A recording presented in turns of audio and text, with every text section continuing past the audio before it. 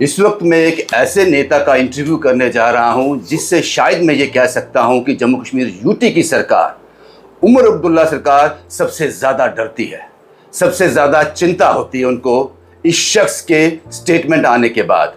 ये एक ऐसा शख्स है जो सबसे बड़ा खतरा बना हुआ है उमर सरकार के लिए, शायद मैं ऐसा कह सकता हूं। मेरे साथ सुनील शर्मा जी हैं, leader of opposition Bharatiya Janata party के बड़े नेता। सुनील जी, जम्मू कश्मीर यूटी की सरकार उनके स्टेटमेंट से लगता है कि आपसे, सुनील जी से घबराई हुई है, चिंता में है, क्योंकि ज्यादातर कटाक्ष आप पे होते हैं और आपके स्टेटमेंट को बड़ा सीरियसली ले रही है नेशनल कॉन्फ्रेंस। हमारे इधर एक कहावत है, बकरे को पानी के टब में कभी कभी अपनी मौत दिखती है। जब वो पानी पीने जाता है तो उसको वहां मौत दिखती है, वो भागता है। सरकार अपनी करनी से, अपने कुकर्मों से, अपने कुकृत्यों से खुद ये फील कर रही है कि वो गिरने वाले हैं, टूटने वाली है, लेकिन वो ये चाहते हैं कि उन्हें लोग योद्धा बोले, और योद्धा मीन्स कि बीजेपी के साथ लड़ रहा हो, और बीजेपी के साथ लड़ते लड़ते मैं शहीद हो गया, इसलिए मुझे नेक्स्ट टर्म मिलनी चाहिए। तो एक ऐसा नैरेटिव, एक ऐसा डिस्कोर्स खड़ा करने की कोशिश की जा रही है। अपनी नॉन परफॉर्मेंस, अपनी इमैच्योरिटी, अपनी गैर जिम्मेदाराना, अपनी विफलताओं से सरकार गिर चुकी है, अपने प्रोमिसेस से सरकार गिर चुकी है। और मैं ये नहीं कहता हूं कि गिरने वाली है, ये गिर चुकी है।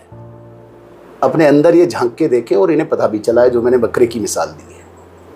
तो इन प्रोमिसेस से गिरना, इनको ये सारा जब फील हो गया है कि भाई ये सरकार अब है नहीं, तो एक माहौल तो बनाना है इन्होंने, और माहौल बनाने के लिए ये अपने आप को शहीद बनाना चाहते हैं। हम लड़ना ही नहीं चाहते, हमें आवश्यकता ही नहीं बीजेपी को इनसे लड़ने की, लेकिन ये अपने आप को मैं दोबारा से एक योद्धा करार देके कश्मीर की जनता के सामने अपने आप को प्रस्तुत करना चाहते हैं। वजह यही है कि इस प्रकार की वो नई नई बातें लाना चाहते हैं। सर, इस सब पे बात करेंगे, लेकिन उससे पहले सवाल ये है कि नेशनल कॉन्फ्रेंस के बाद एक प्रॉपर नंबर है, लगता नहीं कि वो सरकार गिरेगी, फिर भी सरकार में एक खौफ है, जम्मू कश्मीर में एक नैरेटिव सेट हो गया कि सरकार गिरने वाली है। ये उपज किसकी है, ये प्रोडक्शन किसकी है, ये नैरेटिव किसने सेट किया? सुनील शर्मा ने? नहीं सर, इनके अपने विधायकों ने, नेशनल कॉन्फ्रेंस के अपने विधायकों ने बंद कमरों में जा जाके कहा है कि हम रहना नहीं चाहते हैं। अब ये बातें अंदर रहती नहीं है सर। किससे कहा है?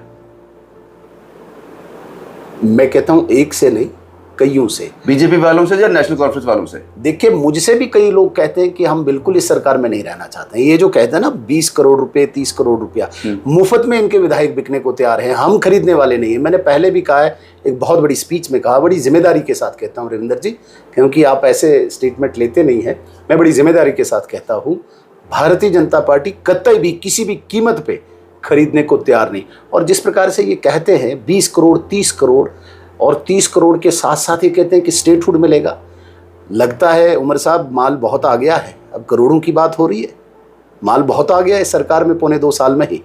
यहाँ तो हम 1000 लाख सोचते हैं, बहुत बड़ी रकम होती है, ये तो 30 करोड़ एक MLA, इसका मतलब कि माल अंदर ठीक ठाक आ चुका है।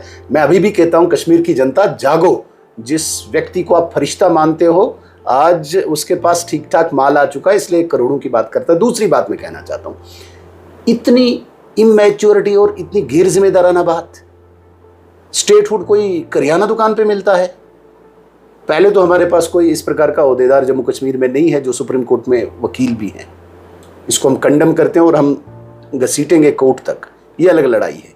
लेकिन पॉलिटिकली मैं जो बयान देना चाहता हूं कि जो स्टेटहुड PM देगा, प्रधानमंत्री देगा, अभी तक प्रधानमंत्री ने कोई अपना प्रतिनिधि वकील के तौर पे नहीं घोषित किया है जो उमर अब्दुल्ला साहब के इन विधायकों के साथ कोई नेगोशिएशन करे। प्रधानमंत्री ने स्टेटहुड देना और पार्लियामेंट के फ्लोर पे ये डिस्कस होगा। स्टेटहुड जब आएगा, ये क्या बातें करते हैं? आपसे कोई मिला आकर जिसने कहा कि मैंने कहा कई लोग ये खुद मिलते हैं। अब नाम ले सकते हो, बता सकते हो? टाइम आने पे बता दूंगा, इनकी तरह थोड़ी। बिल्कुल, क्यों नहीं बताएंगे। तो सवाल ये पैदा होता है कि ये खुद सरकार तोड़ने को तैयार है। बीजेपी नहीं तोड़ेगी, नहीं तोड़ेगी, नहीं तोड़ेगी। न बीजेपी बनाएगी सरकार। रविंदर जी, मैं जिम्मेदारी के साथ कहता हूँ, आज भी जब सरकार कभी नहीं होगी, आप देख लीजिएगा, भारतीय जनता पार्टी कभी सरकार में नहीं होगी। न गिराएगी न बनाएगी। सरकार खुद गिर रही है। मैंने कहा ना, अपनी विफलताओं के कारण, अपने कुकृत्यों के कारण, अपनी नाकामियों के कारण, अपने फॉल्स प्रॉमिसेस के कारण, जो इन्होंने धोखे दिए हैं, उनके कारण सरकार गिर गई है। इन्होंने तो अपने विधायकों के साथ वादे किए थे। मैं तो चैलेंज करता हूं, जो एक्सपेंशन और रिशफल की बात करते हैं, जिसके कारण ये फ्लॉक को टुगेदर रखना चाहता है, इकट्ठा रखना चाहता है, चैलेंज करता हूं, कभी नहीं कर सकता एक्सपेंशन। सर, सियासत में ये अलो है कि कुछ भी बोल दिया जाए उसको कभी भी इन्वेस्टिगेट नहीं किया जाएगा, क्योंकि बड़ा ही संगीन इल्ज़ाम उमर साहब ने लगाया है भाजपा पर। उन्होंने कहा है कि उन्होंने नाम लेकर बताया है कि सुप्रीम कोर्ट का एक वकील जो भारतीय जनता पार्टी में एक ऊंचे पद पे है, उन्होंने बंद कमरों में मेरे लोगों से कहा है 20-30 करोड़, एक मिनिस्ट्री और रियासत आपको मिल जाएगी, आप मेरे साथ चलो। आपको लगता है कि उनके इस इल्ज़ाम को आप लोग अपने जवाबों से ही देंगे, जैसे पे लीगल एक्शन होगा? क्योंकि अब क्रेडिबिलिटी का सवाल है ये। हमने, भारतीय जनता पार्टी ने कल ही स्पष्ट कर दिया है, हम कोर्ट में जाएंगे, डिफेमेशन केस करेंगे और इसे प्रूव करना होगा वहां पे कि भाई कौन वो व्यक्ति था जिसको भारतीय जनता पार्टी ने 30 करोड़ ऑफर किया। ये हम कोर्ट तक घसीटेंगे। सबसे बड़ी बात, आप जा रहे हो या सिर्फ बातों तक सीमित है? नहीं नहीं नहीं, आपको बहुत जल्दी आपको डिफेमेशन केस कोर्ट में होते, ऑनरेबल कोर्ट में होते हुए दिखेगा, सिर्फ बातों पे नहीं। मैं जो बात कहना चाहता था, देखिए, इलेक्टेड गवर्नमेंट और इलेक्टेड चीफ मिनिस्टर, बहुत उम्मीदें होती है लोगों की। सवाल ये पैदा होता है, सबसे पहले उमर अब्दुल्ला साहब को ये रैली नहीं करनी चाहिए थी, ये भीड़ भाड़। क्यों? एक जिम्मेदार चीफ मिनिस्टर की ये चीज़ नहीं होती है। ये अमरनाथ यात्रा का टाइम है, मैं इसको बहुत सीरियस और गंभीरता से लेता हूँ। क्या यही टाइम मिला उमर अब्दुल्ला साहब को डिस्टर्ब करने का? यही मेहमान नवाजी कश्मीरियों की वो दिखाना चाहते हैं? जिन कश्मीर के वो रिप्रेजेंटेटिव हैं, उन कश्मीर के लोगों का प्रतिनिधि इस भीड़ भाड़ वाले टाइम पे, अमरनाथ यात्रा वाले टाइम पे, वो एक डिस्टरबेंस पैदा करना चाहते हैं। ये उसकी इमैच्योरिटी और गैर जिम्मेदाराना, जिसे नॉन रिस्पॉन्सिबल आदमी कहेंगे, इसका प्रकट करता है। दूसरी बात, जब वो इस स्टेज पे आता है तो उसके मुख से बातें निकलनी चाहिए, डेवलपमेंट की, विकास की, सुरक्षा की, हेल्थ की, एजुकेशन की, सड़कों की होनी चाहिए ना। ये इमेच्योर स्टेटमेंट्स, 20-30 करोड़ रुपया कोई आ गया एमएलए को लेके, इस प्रकार की बातें करना। सवाल ये भी तो मैं कहता हूं कि मतलब इस स्तर से नीचे गिरना मैंने कभी देखा नहीं किसी चीफ मिनिस्टर को। चीफ मिनिस्टर एक जिम्मेदारी की कुर्सी होती है, वो अपोजिशन नहीं निभा रहे। सवाल तो पूछा है उन्होंने, उसका जवाब आपको देना चाहिए। उन्होंने सवाल ये भी पूछा है कि हमसे कहा गया था इलेक्शन से पहले कि जब उचित वक्त आएगा, एक वो वक्त आएगा, आपको स्टेटहुड दे दी जाएगी। वो उचित समय क्या है उसको थोड़ा डिफाइन करेंगे? ये मैं बिल्कुल करूंगा, मैं करूंगा और बड़ा सीरियसली करूंगा। पहली बात, जब तक न जम्मू कश्मीर में जितनी भी संवैधानिक संस्थाएं हैं, जिन्हें हम एजेंसीज कहते हैं, वो इंश्योर होंगी, वो आश्वस्त होंगी कि लॉ एंड ऑर्डर, कानून व्यवस्था की सिचुएशन, पोजीशन जब इस सरकार के हाथ में दो, तब यहाँ पे गोलियां नहीं चलेंगी, तब यहाँ पे अलगाववाद नहीं बढ़ेगा, तब यहाँ पे बच्चों के हाथ में बंदूक नहीं होगी, तब यहाँ पे पत्थरबाजी नहीं होगी। जब तक ये आश्वस्त हो तब तक स्टेटहुड। ये आश्वस्त कैसे होगा? ये संस्थाएं पूरा इवेलुएट करते हैं सर, ये आपका मेरा काम नहीं है। हाँ। संस्थाएं जितनी भी होती है वो डीप स्टडी करती है, वो इसमें बहुत गहन चिंतन करते हैं कि जो ही कोई सरकार के हाथ में, जिस सरकार ने 36 साल यहाँ पे आतंकवाद को संरक्षण दिया, जिन दो परिवारों ने यहाँ पे अलगाववाद को संरक्षण दिया, आज उन्हीं परिवार के हाथ में दोबारा से कानून व्यवस्था दे के कहीं आप दोबारा से पाकिस्तान के नैरेटिव या डिस्कोर्स को यहाँ एस्टेब्लिश तो नहीं करोगे। हाँ। एक बात। दूसरी बात, एप्रोप्रिएट टाइम ये भी तो नहीं है कि भाई एक अब्दुल्ला खानदान का शहजादा चीफ मिनिस्टर बना है, इसकी शान में थोड़ी सी कमी आई है, ये अप्रोप्रिएट टाइम है क्या? नहीं, शहजादा आया है, शहजादा के सामने कोई यूटी नहीं चलेगी, तो ये शहजादे के लिए अप्रोप्रिएट टाइम नहीं है। दो बातें मैं स्पष्ट करना चाहूँगा और जवाब ही बिल्कुल स्पष्ट इसी में है कि जब तक न संवैधानिक संस्थाएं इंश्योर हो जाएं कि जम्मू कश्मीर में अगर कानून व्यवस्था इनके हाथों में दी जाए और यहाँ पे उस प्रकार की अराजकता, अलगाववाद, आतंकवाद, पत्थरबाज नहीं दोबारा से पनपेगा, तब तक स्टेटहुड तो नहीं आना चाहिए। एक बात। दूसरी बात फिर मैं कहना चाहता हूँ, अब्दुल्ला परिवार की तीसरी पीढ़ी, जिन्होंने 3 पीढ़ियों से जम्मू कश्मीर को झूठ बोला है। अब ये शहजादा प्रिंस आया है और इसे लगता है नहीं, मैंने जो वादे किए थे वो अब मैं पूरा नहीं करूंगा, इसलिए मुझे स्टेटहुड के नाम पे डाइवर्जन चाहिए, और डाइवर्जन के लिए ये हुल्लड़बाजी कर रहे हैं। ये सुनील जी, सवाल है यहाँ पर, आप लोग खुद मानते हो कि नेशनल कॉन्फ्रेंस में उथल पुथल है, सरकार गिर सकती है, उनमें मतभेद है। अगर ऐसा होता है, अगर नहीं भी होता, ये सरकार अपना टेनओवर पूरा करती है, उसके बाद चुनाव होते हैं, तो आप पूरी तरह से आश्वस्त हो कि भारतीय जनता पार्टी आएगी इस बार, तो आपको लगता है कि वो सही उचित टाइम शुरू हो जाएगा, तो उसमें भी टाइम लगेगा स्टेटहुड के लिए? नहीं, ये भी मैं क्लियर करना चाहता हूँ, ये एक भ्रम पैदा करने की कोशिश की जा रही है अब्दुल्ला परिवार के माध्यम से, और इसे भ्रम इसलिए पैदा करना चाहते हैं क्योंकि ये डाइवर्ट करना चाहते हैं, डिवेट करना चाहते हैं इनकी नाकामियों, जो नाकामियाँ इनकी हुई हैं, जिनमें बहुत बड़ी बात है, चाहे गैस का प्रॉमिस है, चाहे नौकरी का प्रॉमिस है, चाहे डेली वेजर रेगुलराइजेशन का प्रॉमिस है, चाहे 10 किलो अनाज का प्रॉमिस है, चाहे इसने 370 का प्रॉमिस किया था, चाहे इसने 35 का प्रॉमिस किया। सिर्फ इतना ही नहीं, इसने तो अपने मैनिफेस्टो में कहा था शंकराचार्य पर्वत को ये तख्त सुलेमान बनाएगा। ये प्रॉमिसेस थे इसके। अब ये वहाँ पे फेल हो चुका है, ये घर निकलने के लायक नहीं, घर से बाहर निकलने के लायक नहीं। आप मुझे बताइए, चीफ मिनिस्टर को आप कभी ग्राउंड पे देखते हैं? नो। इसको ये पूछिए आप ऑफिस कब बैठोगे? ऑफिस भी नहीं बैठते हैं, ये घर में निकर लगा के बैठे हैं, कॉफ़ी पी रहे हैं, और अपनी नाकामयाबियाँ जो इनकी, उसको पर्दा डालने के लिए, इस प्रकार का शगुफा तैयार करने के लिए कोशिश कर रहे हैं। सबसे बड़ी बात मैं कहूँगा रविंदर जी, जो इसने ये स्टेटहुड का एक शगुफा डालने की कोशिश की है जम्मू कश्मीर की जनता के सामने, कल जीता जागता उदाहरण है इसकी, इस परिवार की रिजेक्शन का। जिस परिवार ने एक्सपेक्ट किया था कि 50,000 संख्या लाएंगे, 50,000, 5,000 क्रॉस नहीं किए। आप आंकड़ा देख लीजिए, कल ही कश्मीर के लोगों ने इसको रिजेक्ट किया कि भाई तुम्हारे इस शगुफे को, इस ड्रामे को अब हम एक्सेप्ट करने वाले नहीं हैं। कश्मीर के लोगों के पास विकल्प क्या है साहब? उमर अब्दुल्ला नहीं तो कौन? आप पंजाब में देखें, कांग्रेस अपने आप को कहती थी कि हम शाश्वत हैं, हम इटर्नल हैं। ऑटो चलाने वाला, मोटरसाइकिल चलाने वाला, सरकार 117 में 90 सीटें लेके आ गए। तो इसमें ऐसा नहीं होता है कि विकल्प कौन सा है, विकल्प कभी भी आ जाता है। पीडीपी अपनी जमीन खो चुकी है भारतीय जनता पार्टी से गठबंधन करके, क्योंकि वहां के लोगों ने उनको नकार दिया। ये उनको सेटबैक तो लगा है, ये आप भी मानते हो? नहीं, ऐसा नहीं है कि भारतीय जनता पार्टी के साथ वो करके। सवाल पैदा होता है कि इसने जो एक आडंबर खड़ा किया था इस अब्दुल्ला परिवार ने, तो उसमें उनका आडंबर थोड़ा छोटा रह गया। वो भी बड़ा सवाल का जवाब नहीं दिया। नहीं, उमर अब्दुल्ला का विकल्प क्या है? लोगों के पास विकल्प क्या? क्योंकि भारत में भारतीय जनता पार्टी को छोड़कर कोई और विकल्प बचा नहीं लोगों के पास। यकीन किस पे करें? भारतीय जनता पार्टी पर यकीन करते हैं। कश्मीर में उमर अब्दुल्ला का छोड़कर विकल्प क्या है? मैं आपको बताता हूँ, जब गुपकार अलायंस बना, जब इन्होंने कहा कि हम चुनाव नहीं लड़ेंगे, आपने देखा कितनी लीडरशिप उभर के आई थी। देखा आपने, डीडीसी चेयरमैन, बीडीसीज, वो विकल्प है सर, जिसको ये उस नैरेटिव से थोड़ा सा बैकफुट पे लाते हैं जो नैरेटिव पाकिस्तान में तैयार होता है सेंटीमेंट का, और उसी सेंटीमेंट के नैरेटिव को दोबारा से पेनिट्रेट करना चाहते हैं, जिसको एराडिकेट कर दिया था अभी तक की सरकार ने। और जो आप विकल्प कहते हैं, विकल्प वहां पे आप देख लीजिए सर, अचानक रातों रात उभर के आता है। उमर अब्दुल्ला साहब अभी अपनी सीट गंवा बैठे हैं, तो दैट मीन्स वहाँ लोग विकल्प चाहते हैं, विकल्प है भी। लेकिन सवाल ये पैदा होता है कि वो नैरेटिव जो उधर तैयार होता है और यहाँ पे इसको वो एक पेंट करते हैं, तो कहीं ना कहीं उस नैरेटिव को ख़त्म करने की आवश्यकता है। सर सुनील जी, एक सवाल और यहाँ पर रहेगा, पता नहीं आप इसका जवाब दोगे या नहीं दोगे।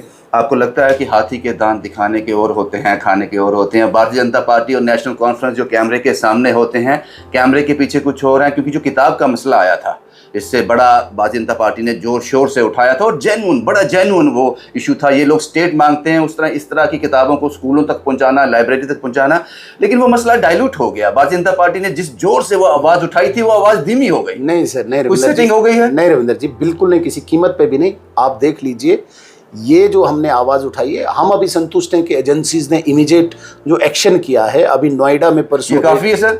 नहीं, अभी काफी नहीं। मैं तो कहता हूं कि जब तक ना यहाँ का एजुकेशन मिनिस्टर बर्खास्त हो, हम तो तब तक आवाज उठाते जाएंगे। गाज गिरने जा रही है सर, आपकी नॉलेज में, आप मुझसे बेहतर सियासत में हो, ज्यादा आपको दूरदर्शी है। गाज गिरने जा रही है छोटे मुलाजिम पर, उस मुलाजिम पर गाज गिरने जा रही है जिसने ये किताब सिर्फ बांटी थी किसी के ऑर्डर पर, उस पर गाज गिरने जा रही है। लेकिन जो लोग इसके जिम्मेदार हैं, जिम्मेदार आप समझते हैं? आप जैसे लोग जो मिनिस्ट्री में बैठे हुए हैं।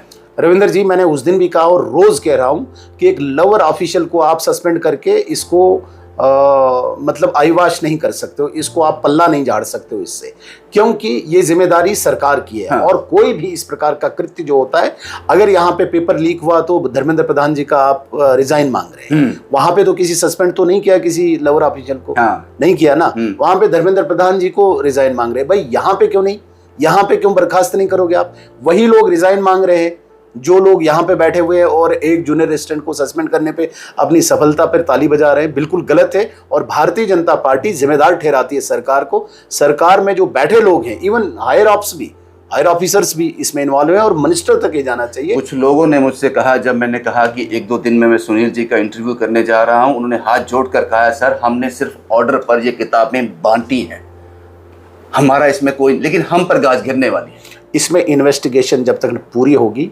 इसमें सारे लोग फंसेंगे। अगर हमें लगा कि यहाँ पे इन्वेस्टिगेटिंग एजेंसीज ने केवल आईवाश किया, पल्ला झाड़ा है, भारतीय जनता पार्टी आखिरी दम तक ये लड़ाई लड़ेगी। और मैं इस वक्त भी मानता हूँ, रविंदर जी के साथ भी ये बात करता हूँ कि इसमें मैं नहीं मानता हूँ कि लोअर ऑफिशियल उतने ज्यादा इन्वॉल्व हैं जितने बड़े हैं। उन्होंने ऑर्डर का पालन किया हुआ है। एग्जैक्टली, उन्होंने पालन। अगर वो नहीं करते तब भी सस्पेंड होते। एग्जैक्टली। और देखिए, जब तक न सरकार मुलव्वस हो तब तक ये चीजें होती नहीं है। एक छोटे ऑफिसर की क्या मजाल है, वो आप ये कोई भी बुक लॉन्च कर पाएगा किसी स्टेट में? पॉसिबल ही नहीं है। Without the prior consent of, without the prior approval of minister, सारी फाइल मिनिस्टर के पास चली जाती है। और इसको पर्दा करने की अगर कोशिश की, भारतीय जनता पार्टी यहाँ पे रुकेगी नहीं। जुलाई में आने वाले दिनों में नेशनल कॉन्फ्रेंस एक बड़ा प्रोटेस्ट करने जा रही है दिल्ली में, और सब लोगों को इनवाइट किया है, आप लोगों को भी उन्होंने इनवाइट किया है इसका हिस्सा बने स्टेटहुड को लेकर।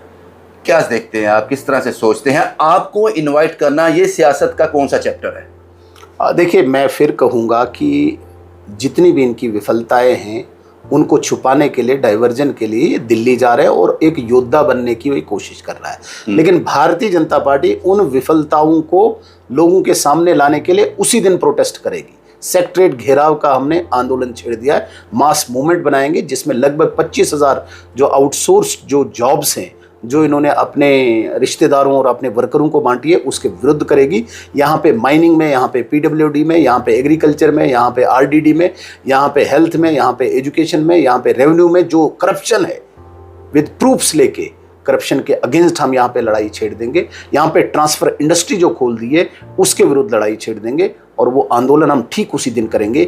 ये स्टैलिन और अखिलेश की सपोर्ट ले रहे हैं, हम जम्मू कश्मीर के आम गरीब की सपोर्ट ले रहे हैं। अब देखते हैं ताकत अखिलेश और स्टैलिन में है या जम्मू कश्मीर के एक नौजवान में है। आंदोलन इनका भी होगा, आंदोलन हमारा भी होगा। अब देखते हैं कि भाई ताकत और दम किस में है। एक आखिरी सवाल सर, सुनील जी, मुझे पता है आपका वक्त कीमती है, मैंने आपसे सवाल पूछा था कि उमर अब्दुल्ला नहीं तो विकल्प क्या है कश्मीर के लोगों के पास? आपको लगता नहीं है कि आपके पास सबसे बड़ी प्रॉब्लम एक और भी है, उमर अब्दुल्ला का रिप्लेसमेंट हो सकता है आगा रहुल्ला, क्योंकि बहुत फेमस है, बहुत पॉपुलर हो गया कश्मीर की जनता में? इसमें मैं रविंदर जी कुछ नहीं कह सकता हूँ, ये लोग डिसाइड करते हैं। और मैं कौन होता हूँ 1.5 करोड़ लोगों की तरफ से एक व्यक्ति नॉमिनेट करने के लिए? आगा रहुल्ला कौन है, उमर अब्दुल्ला कौन है, मैं इसमें नहीं जाता हूँ। बदकिस्मती ये है कि जिस परिवार की तीसरी पीढ़ी यहाँ पे सत्ता में है, उसी परिवार की चौथी पीढ़ी भी लॉन्च हो चुकी है। और ये वो लोग हैं आगा रहुल्ला जैसे जो पीछे पीछे चलने वालों में है। इनकी भी तीसरी पीढ़ी पीछे चलने वाली, भारतीय जनता पार्टी के लिए सबसे बड़ा इनकी भी तीसरी पीढ़ी पीछे चलने वाली, क्योंकि इनके वालिद साहब भी मिनिस्टर रहे शेख अब्दुल्ला, मोहम्मद शेख अब्दुल्ला के साथ, और ये इनके पीछे चलने वाले। इनके बेटे भी उमर अब्दुल्ला के बेटों के पीछे चलने को तैयार है। तो ये अपने आप को कैसे प्रस्तुत कर सकते हैं चीफ मिनिस्टर बनेंगे? जिसको भी इस परिवार से बाहर आना पड़ेगा, उन लोगों को, किसी परिवार को, किसी व्यक्ति को बाहर आना पड़ेगा। जब तक ये अब्दुल्ला परिवार के पीछे पीछे चल रहे हैं तब तक तो क्वालिफिकेशन उमर अब्दुल्ला या उसके बेटों की है, क्योंकि वो अब्दुल्ला परिवार में पैदा हुए हैं। वरना आप मुझे बताइए, उमर अब्दुल्ला में ऐसी क्या क्वालिफिकेशन है, ऐसी क्या एलिजिबिलिटी है वो चीफ मिनिस्टर बन सकता है? क्या है उसके पास? नथिंग। मैं कहता हूं कि सबसे कमजोर, सबसे वीक, सबसे नॉन परफॉर्मर, सबसे नाअहल चीफ मिनिस्टर, कुछ भी नहीं उसके पास। आप मुझे बताइए, जब वो उसकी सरकार बनी उसका क्या रोड मैप था? किसी भी सेक्टर में लीजिए, कोई हेल्थ में उसने कोई एक्सेल किया, कोई उसने रोड सेक्टर में कुछ किया, गड्ढे ही कम से कम भरते। एजुकेशन में कहीं पे भी उसने रेशनलाइजेशन करके कोई स्कूलों में टीचर दिए। आप मुझे बताइए। तो सबसे नाअहल आदमी सिर्फ एक एलिजिबिलिटी है, शेख मोहम्मद अब्दुल्ला का शहजादा, प्रिंस है उस खानदान का, इसलिए वो चीफ मिनिस्टर बनेगा। वरना चीफ मिनिस्टर्स की यहाँ कमी है जम्मू कश्मीर में, जो कर सकते हैं। और जो योगी जी 100 दिन के अंदर दिखा गए थे कि चीफ मिनिस्टर क्या होता है। हेमंता बिस्वा शर्मा 3 महीने के अंदर बता गया था चीफ मिनिस्टर क्या होता है। ये बताइए ना, चौथी पीढ़ी यहाँ पे खून चूस रही है। और ये जो इनके पीछे पीछे चलने वालों की संख्या, ये भी अपने परिवार को, नेक्स्ट जनरेशन को इनके पीछे चलाने को। शुरुआती दौर में मैंने कहा था कि नेशनल कॉन्फ्रेंस जम्मू कश्मीर की मौजूदा सरकार जो सबसे ज़्यादा जिसको चिंता डाल देती है वो सुनील शर्मा उनको चिंता में डाल देते हैं। एक आखिरी सवाल, शायद मेरे आखिरी सवाल बहुत ज़्यादा होते हैं, ये फाइनल आखिरी है। आपकी दूरदर्शिता क्या कहती है कि नेशनल कॉन्फ्रेंस टेनओवर पूरा करेगी या मेरा बुद्धि, मेरा विवेक और मेरा जितना भी पॉलिटिकल अनुभव है, मैं उसके आधार पे बड़ी जिम्मेदारी के साथ कहता हूँ, सरकार अपना कार्यकाल पूरा नहीं करेगी। नहीं करेगी? नहीं करेगी, जिम्मेदारी के साथ कहता हूँ। आप मुझे पूछना भी बाद में कि आपने बात गलत कही थी, आप पूछ भी सकते हैं, ये मैं खुला ओपन रखता हूँ। वो कोई वक्त डिस्क्राइब करेंगे? नहीं, वो नहीं कर सकता। शुक्रिया सुनील जी हमसे बात करने के लिए, हमें वक्त देने के लिए। और शुरुआती दौर में मैंने कहा था यही वो शख्स हैं जिनसे सरकार थोड़ा घबराती है, दूरदर्शिता वाले हैं, सियासत में एक लंबा अरसा हो गया और अपनी बात कहने में हिचकिचाते नहीं। शुभम कुमार के साथ Ravindra Singh, the state sentinel के लिए।